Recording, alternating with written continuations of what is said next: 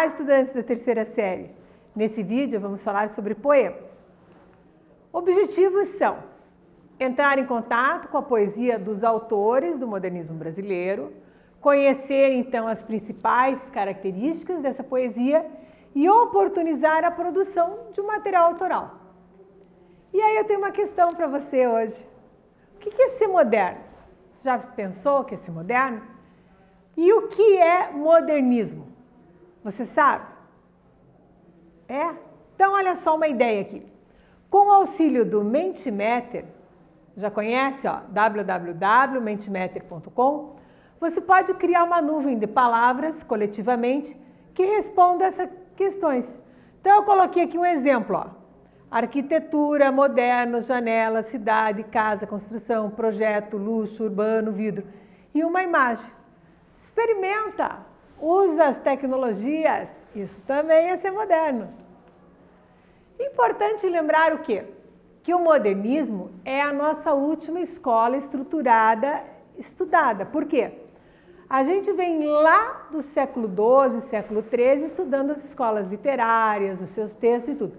Quando chegamos aqui no modernismo, ele vai mais ou menos até 1980. E aí o que acontece? Na nossa contemporaneidade, portanto hoje, estamos no pós-modernismo.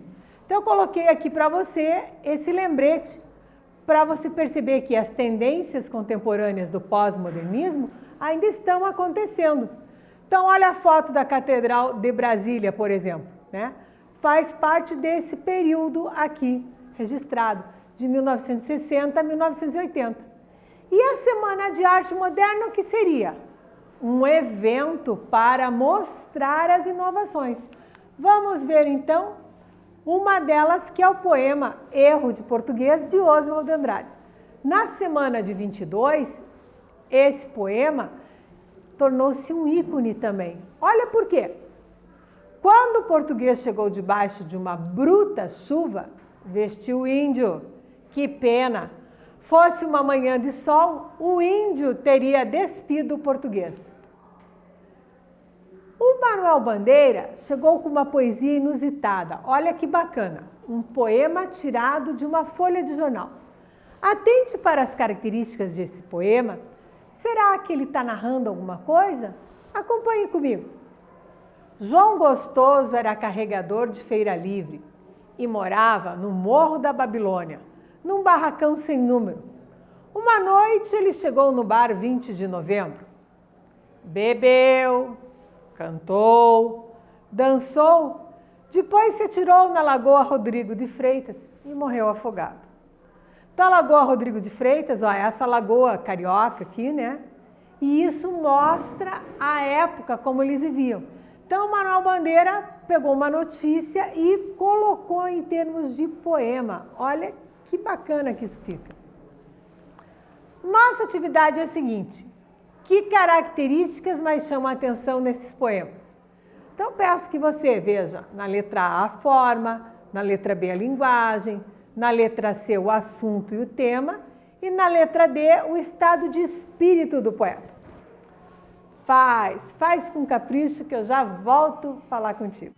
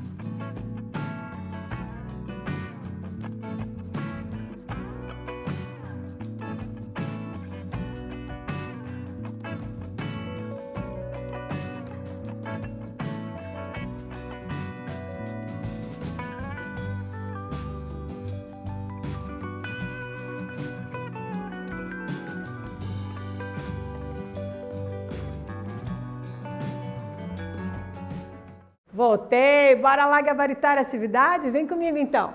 A primeira questão é referente à forma. Nós já sabemos que são o quê? Versos livres, ó. Retome o poema e veja. São sem métrica. E essa é uma principal característica da poesia modernista. A segunda, a linguagem coloquial, a linguagem informal. O assunto e o tema, um fato do cotidiano, inclusive tipo notícia jornalística. E o estado de espírito do poema? Humorado, sim. A atividade 2, olha só, eu pus uma imagem, queria chamar atenção para vocês. Aqui nós temos da esquerda para a direita a foto da Pagu, da Anita Malfatti, da Esli Huston, do Benjamin Peré e da Eugênia Moreira. Essa foto foi na exposição da Tarsila, em 1929. Então, a Semana de Arte Moderna ocorreu quando? Em 1902, em 1922, em 1932 e 1942. Por que a gente está fixando isso? Você saberá a seguir. Faz aí.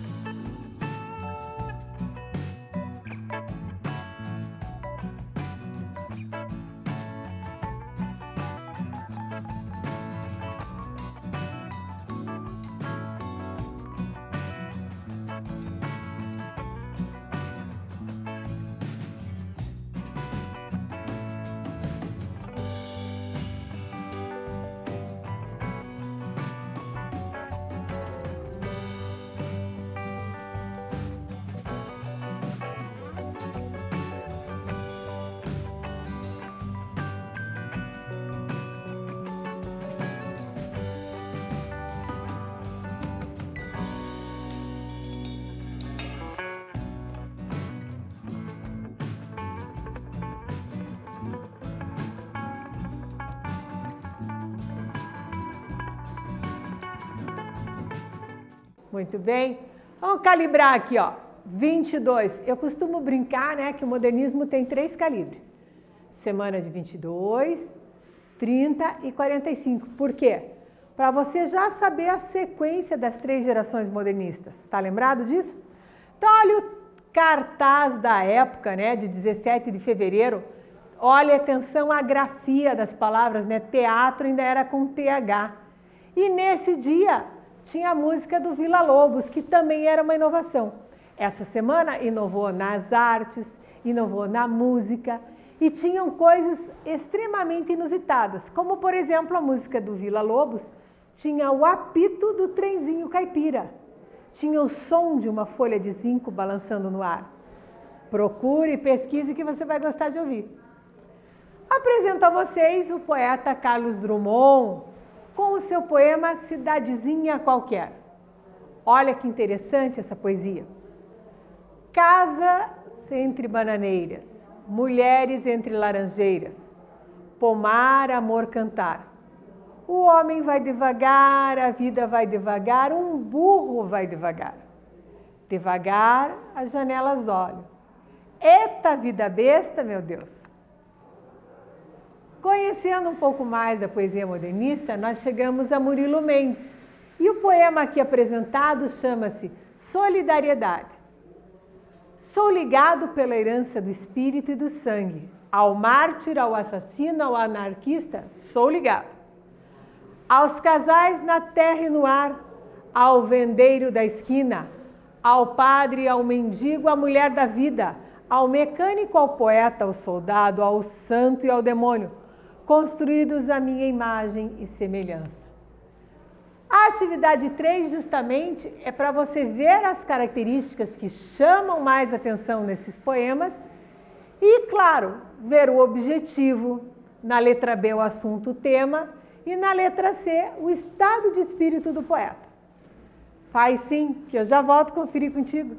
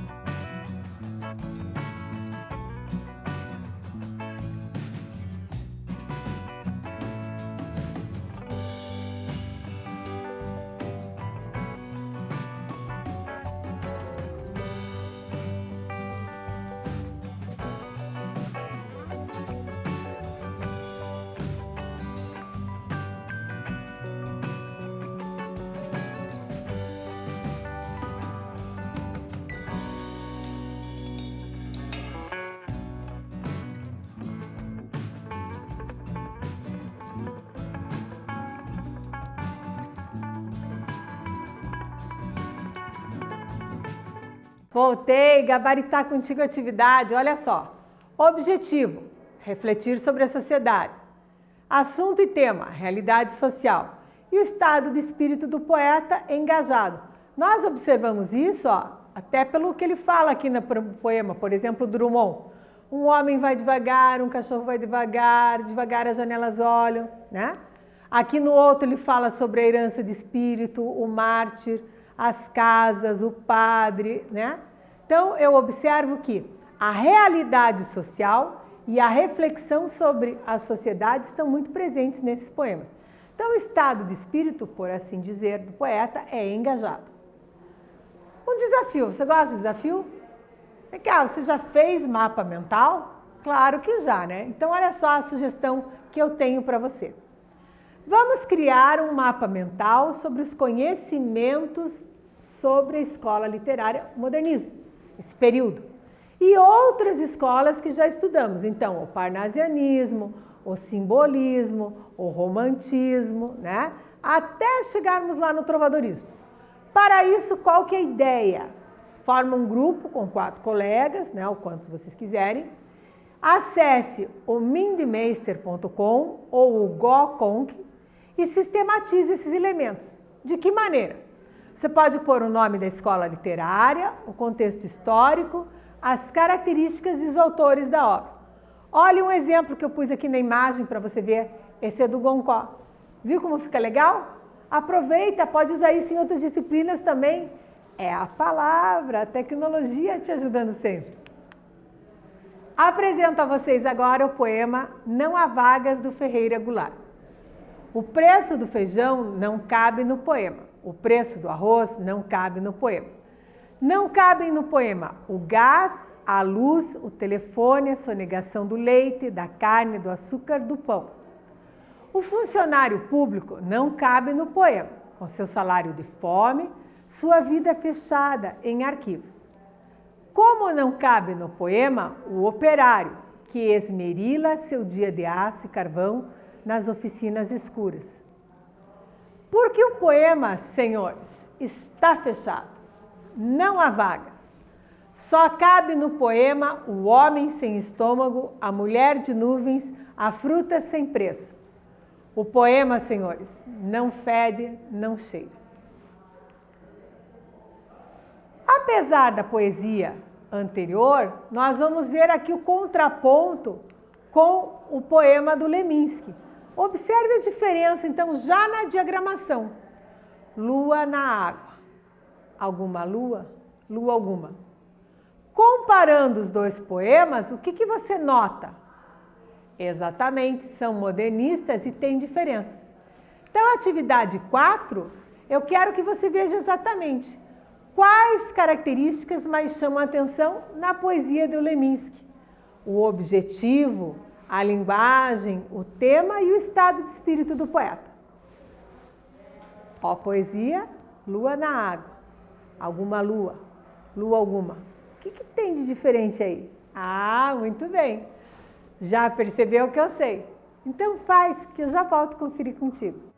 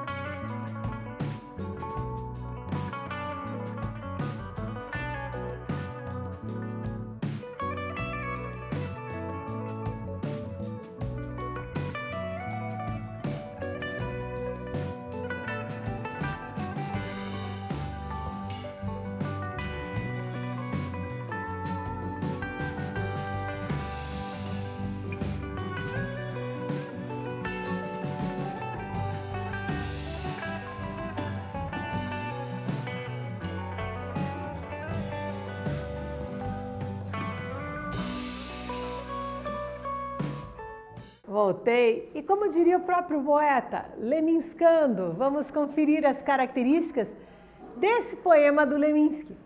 Lua na água, alguma lua, lua alguma. Será que eu posso ter outra possibilidade de leitura? O que você me diz? Lua na água, água na lua, alguma lua, água, lua alguma, lua. Ah, agora sim.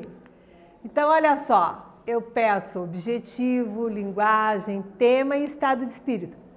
Então, nós vimos que possibilitar múltiplas leituras é a pegada desse poema, né? É esse o objetivo. E a linguagem é como? Olha só, além de ser visual, ela é verbal, falando especificamente do poema. E eu tenho o que aqui? O tema, o assunto. O que você percebe? A própria linguagem, muito bem. Então, a própria linguagem, ó, a brincadeira aqui com a linguagem, é o tema do poema. Eu posso ter lua na água, água na lua. Alguma lua, água. Percebeu essa brincadeira? Ótimo. E aí eu tenho o quê? O estado do espírito do poeta indefinido.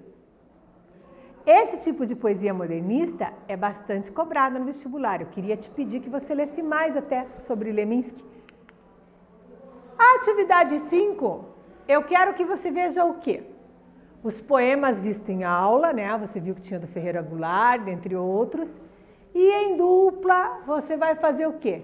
Escrever em seu caderno 5 características presentes na poesia modernista. Faz aí, já volto.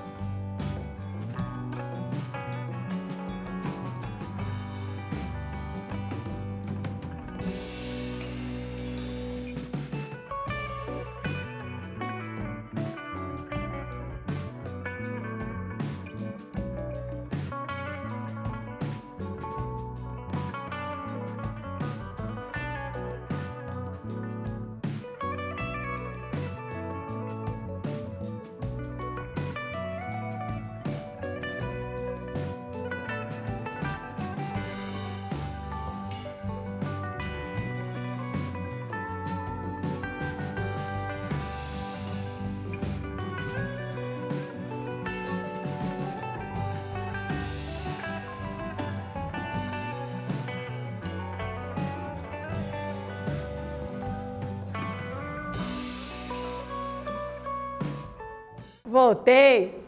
Eu pedi para você dar uma olhadinha nos poemas. Então, eu vou voltar com você aqui, ó, ver alguns poemas para você recordar e a gente dá conta da explicação. Então, veja. O poema tirado de uma notícia de jornal foi o primeiro poema, que é o do Manuel Bandeira. O segundo poema que a gente viu é o poema do Drummond, a cidadezinha qualquer. O terceiro poema, o Solidariedade, do Murilo Mendes. O quarto poema, o Não Há Vagas, do Ferreira Goulart, poema ícone. E o quinto poema, o do Leminski. Então foram 5 poemas. E aí, na atividade, ó, o que a gente pede para você? Que você escrevesse sobre as características. Então, no geral, as características são a liberdade formal. Você viu até que cada poema estava de uma maneira diferente quanto à forma. Nós vimos a presença da linguagem coloquial. E a linguagem coloquial o que seria? A linguagem do dia a dia, com termos das conversas diárias. Nós vimos a valorização do cotidiano, então mostrando lá, por exemplo, as casas entre bananeiras, a vida passando, né? O poema tirado de uma folha de jornal, ele mostra uma situação que ocorreu mesmo, né? O cara se afogou. E as reflexões sobre os problemas sociais, o engajamento político destes poetas. Então, observe que as características presentes na poesia modernista, e você podia até ter feito como aqui, ó. Essas características, você já podia ter feito aqui, na atividade que a gente pediu para você fazer usando o mapa mental.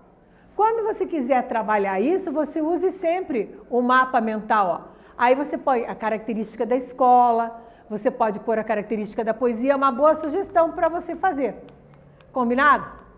Então, nós vimos que essas características, né, são características bem modernistas e eu preciso que você tenha em mente que isso se contrapõe a que características? A de escolas anteriores. Por exemplo, a poesia feita com rima, rigor formal e métrica parnasiana.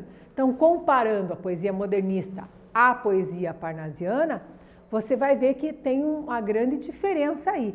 A começar que os modernistas preferem o quê? Versos brancos e versos livres. O que aprendemos? Vimos como a poesia modernista apresenta características diferenciadas da poesia tradicional. O que isso significa? Que ela vai ter verso branco, verso livre, vai tratar de coisas do cotidiano. Diferentemente, por exemplo, de uma poesia simbolista, que falava dos sonhos, da fuga, de uma poesia romântica, que falava da subjetividade, do individualismo. Então, aqui agora, a novidade é justamente essa ruptura com os padrões das outras escolas. Eu posso até ter um resgate de escolas anteriores, mas eu tenho como tônica o que agora? A modernidade. Lembra do conceito de moderno, de modernismo? Aprendemos que há uma preocupação com o contexto social na poesia modernista. Em que situação está vivendo aquele poema? O que ele está retratando? Qual é o engajamento do poeta? Nós trabalhamos bastante aqui com o engajamento. E sistematizamos os conhecimentos literários no mapa mental. É muito importante você se acostumar a fazer mapa mental, de diferentes disciplinas também. Ajuda muito na hora de memorizar e fixar o conteúdo. Neste vídeo, nós falamos sobre poemas. Espero que você tenha gostado e até breve.